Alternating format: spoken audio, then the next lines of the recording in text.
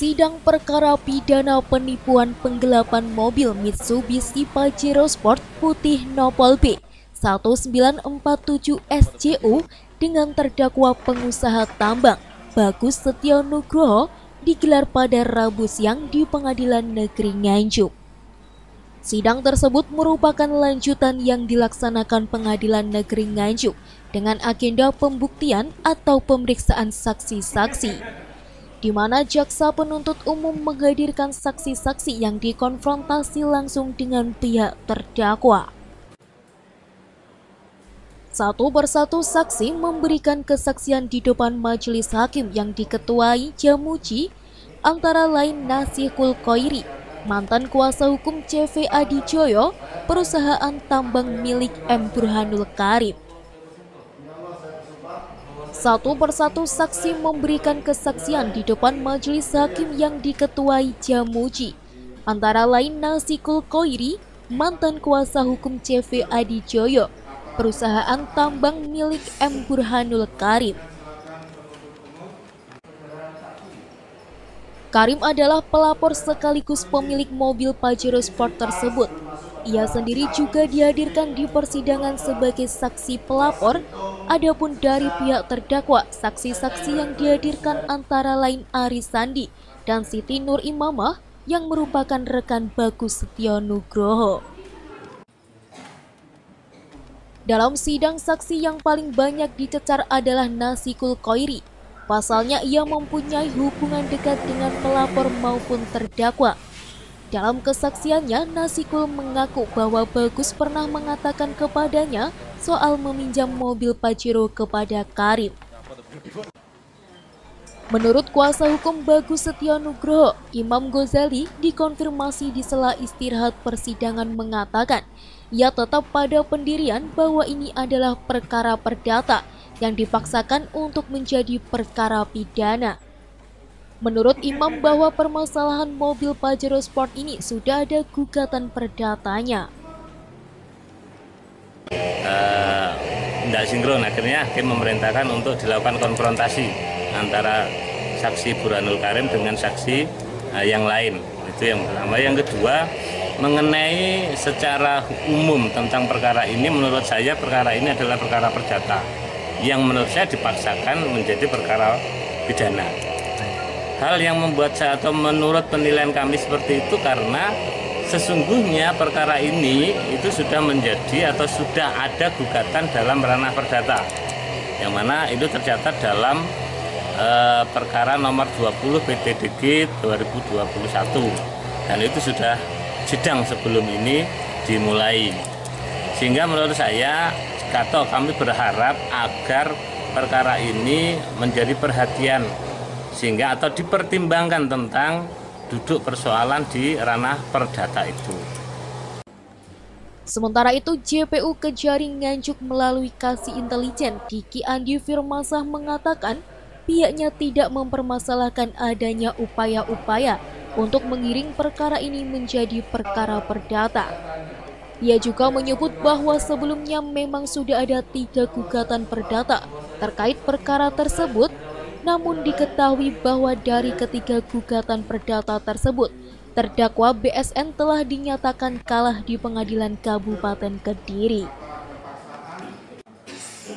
Baik, terima kasih atas waktunya. Jadi terkait sidang pada hari ini memang pembuktian kami dari jaksa penuntut umum, yaitu dengan pemeriksaan saksi yang kita konfrontir dengan saksi dari pihak terdakwa BGS, di mana dalam persidangan pada hari ini kita membuktikan terhadap pidana tentang pasal 372 atau 378 pencurian penggelapan. Jadi untuk mengetahui kebenaran atas permasalahan ini, maka kami menghadirkan saksi dan dikomputasi dengan saksi Adcat atau meringankan dari pihak terdakwa BGS. Ya, terkait dengan